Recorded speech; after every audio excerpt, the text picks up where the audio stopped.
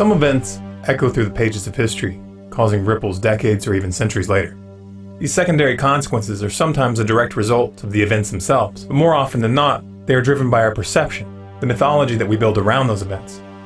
The narrative of 9/11 defined the past decade.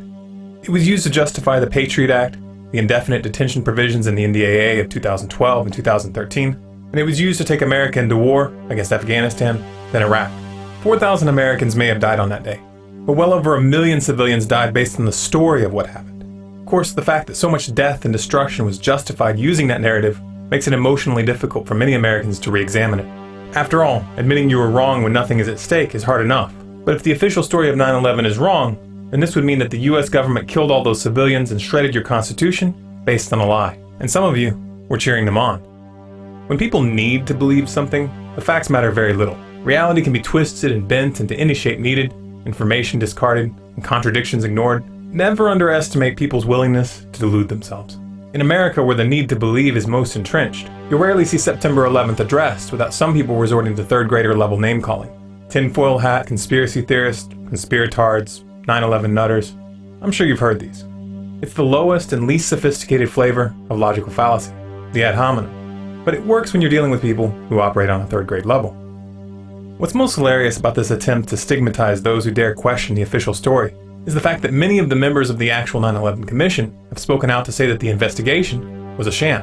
I want to start by asking you, as co-chairman of the 9/11 Commission, what your basic reaction is to this study by the Center for Public Integrity. It shows there were 935 statements, false statements, by these top 8 administration officials. Well, I commend what the Center has done.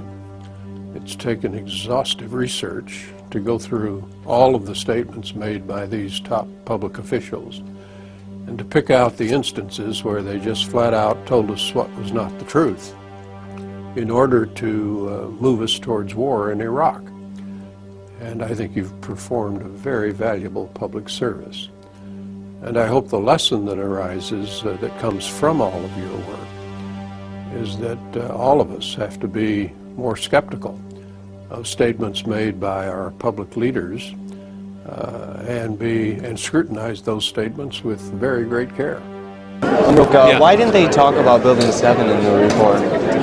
That's good. Why do you think that was I don't left really out? I don't have an easy answer for you. And I would ask it. Can you see this medical thing right now? Yeah. Anyway, I'm out of battery. Do you support a criminal investigation into 9/11? Because I know yours was an exposition. It was not a criminal investigation. I don't think so, but I don't know. I mean, I do support a permanent commission to examine not just that, but lots of other things in this area. So. But if it's a permanent cover-up, then it's. I mean, if it's an act of war and it's hiding things, which everyone on your commission knew that the Pentagon was changing their stories, lying to you, and it's a cover-up of an act of war, and under Article 3, Section 3 of the Constitution, it's treason. So unless we get to the very bottom of it, then we're still talking a treasonous exposition. This is a longer conversation. I'm not sure you ever get to the bottom of it. We have to, or we can't save our country, sir. I don't think. Well, if that's the condition upon which we're going to be saving our country, because the problem it's a 30-year-old conspiracy. No, I'm talking about 9/11. That's what I'm talking about. Oh, you are. You mean at this?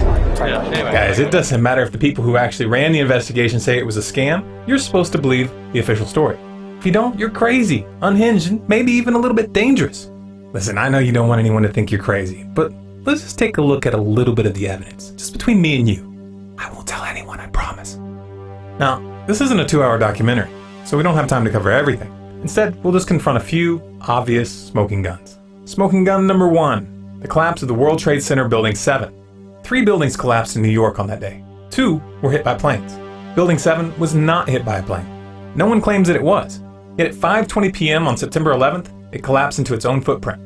It went straight down at free fall speed. At first, NIST tried to deny this and placed its computer models over the actual video evidence. But in their final report, they do in fact admit that the building fell at free fall.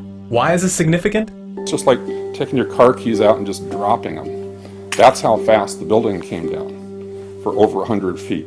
This is high school physics. A building cannot do free fall with 40,000 tons of structural steel in its structural system without it being blown up.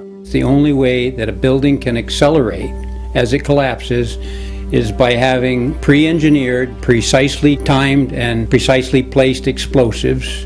In other words, controlled demolition. The funny thing is, in spite of the fact that never in history had a steel frame building collapsed due to an office fire, a lot of people knew the building was going to collapse before it came down. We have CNN reporting the collapse an hour before it came down. We are getting information now that one of the other buildings, Building 7 in the World Trade Center complex, is on fire and has either collapsed or is collapsing. We also have the BBC who reported the collapse even though the building was still visible in the background. Now, more on the latest building collapse in New York. You might have heard a few moments ago I was talking about the Salomon Brothers building collapsing. And indeed it has. Apparently that's only a few hundred yards away from where the World Trade Center towers were. And it seems that this was not a result of a new attack. It was because the building had been weakened during this morning's attacks. We'll probably find out more now about that from our correspondent, Jane Stanley. Jane, what more can you tell us about the Salomon Brothers building and its collapse? Well, only really what you already know. Details are very, very sketchy. There's almost a sense downtown in New York behind me, down by the World Trade Centers, of just an area completely closed off as the rescue workers try to do their job. But this isn't the first building that has suffered as a result. We know that part of the Marriott Hotel next to the World Trade Center also collapsed as a result of this huge amount of falling debris from 110 floors of the two twin towers of the World Trade Center. As you can see behind me, we have footage of people on the street warning that the building was about to collapse. You hear that? Keep your eye on that building, it'll be coming down. The building is about to blow up. Moving back. How did they know that this was going to happen when it isn't even physically possible for an ordinary office fire to bend or melt steel? It makes about as much sense as a farmer suddenly warning you that his pig is about to levitate. And this brings us to smoking gun number 2. Explosions in the basements of the Twin Towers and on the lower floors of Building 7. I worked in the building for 20 years. I was the person in charge of all the stairwells of the North Tower, and on 9/11 I had the only master key that opened the doors that rescue people. This is the master key, they call it the key of hope.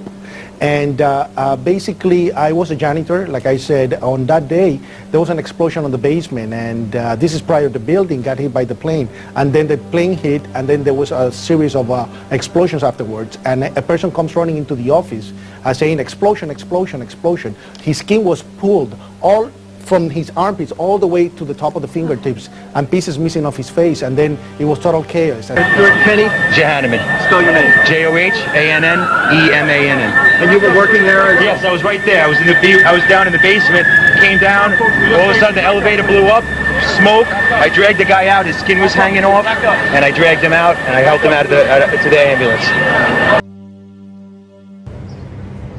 Mr. Hess came running back in. He said, we're the only ones up here, we got to get out of here. He found the stairwell.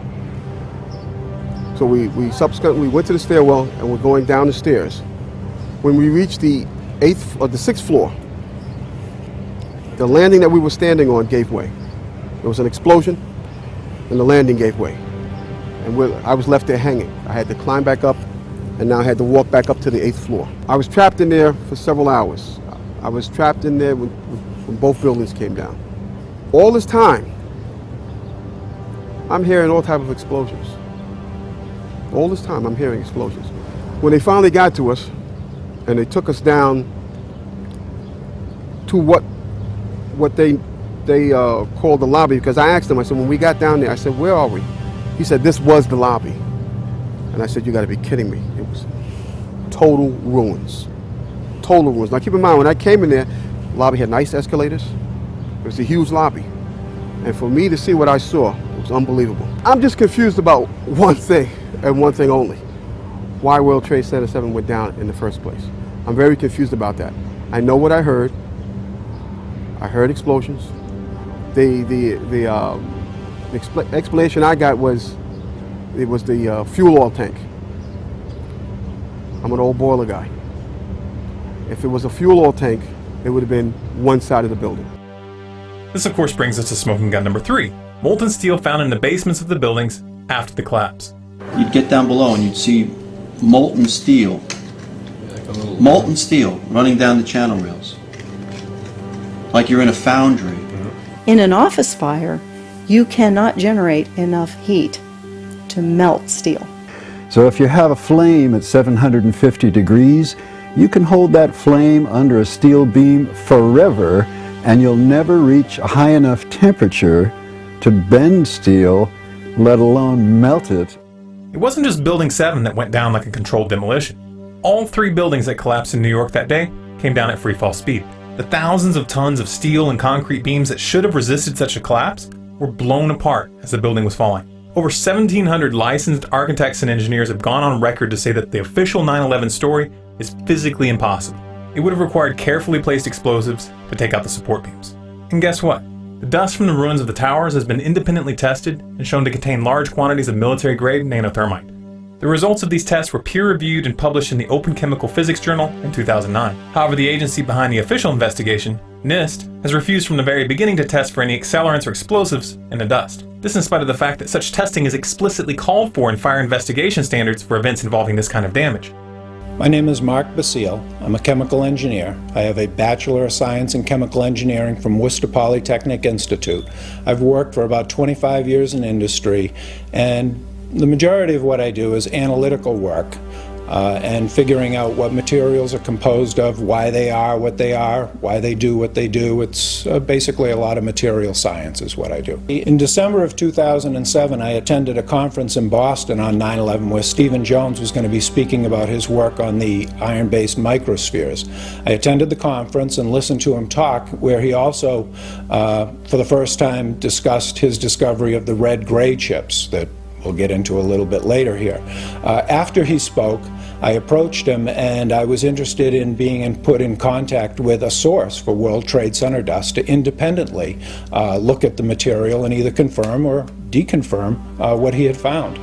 About a month later, I received my first sample of World Trade Center dust from Jeanette McKinley, which was one of the individuals that is spoken of in his report on the thermetic materials that he put out in March of 2009, I think it was. So anyway, I received a sample of dust in January of 2008 and basically started working with the material. I found iron-based microspheres in there, just as he had done, and I also found the red-gray chips that he had spoken of.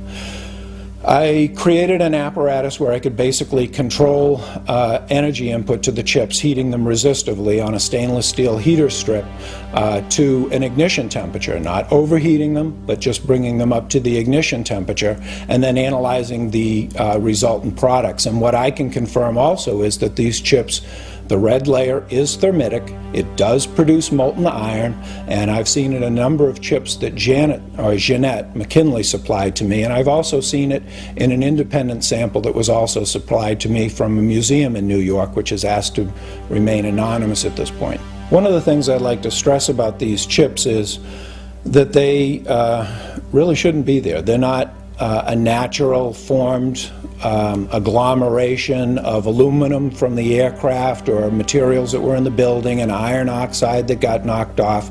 It isn't just a haphazard bringing together of iron oxide and aluminum, which is the basic components of thermite. This is a material that is made up of nano-sized particles that are all very uniform, very symmetrical.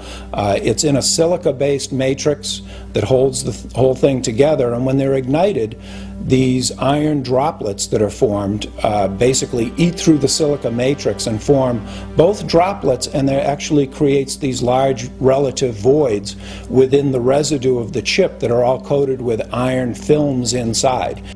We're not even scratching the surface here. No matter what part of the official story you look at, there are glaring holes that require magical thinking to explain away. You were lied to, pure and simple, and a lot of people were killed based on that lie. I know that's uncomfortable to look at, but it's the truth. So why are we looking at this now, 12 years after the fact? First of all, because the war on terror is still underway. There are people being killed right now because of this lie, and the federal government is grabbing more and more dictatorial power to supposedly protect you. Furthermore, those who control the US government are trying to find a way to take America to war with Syria, a war which will draw in Iran, Russia, and China, World War III. But the American people aren't going for it. They aren't buying the propaganda. So to convince the people to back this war, they're going to have to do something big.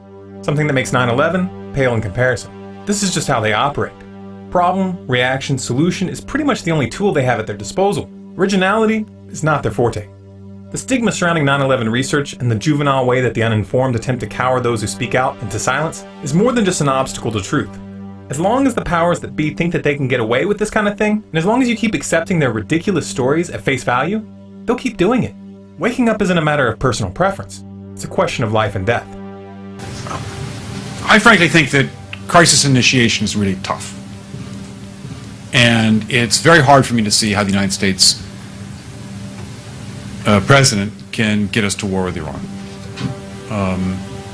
Which leads me to conclude that if, in fact, compromise is not coming, that the traditional way of America gets to war is what would be best for U.S. interests. Some people might think that Mr. Roosevelt wanted to get us into World War II, as David mentioned. You may recall we had to wait for Pearl Harbor. Some people might think Mr. Wilson wanted to get us into World War I. You may recall he had to wait for the Lusitania episode. Some people might think that Mr. Johnson wanted to send troops to Vietnam. You may recall he had to wait for the Gulf of Tonkin episode. We didn't go to war with Spain until the until the Maine exploded. And may I point out that Mr. Lincoln did not feel he could call out the Federal Army until Fort Sumter was attacked, which is why he ordered the commander at Fort Sumter to do exactly that thing which the South Carolinians had said would cause an attack. So if, in fact, the Iranians aren't going to compromise, it would be best if somebody else started the war.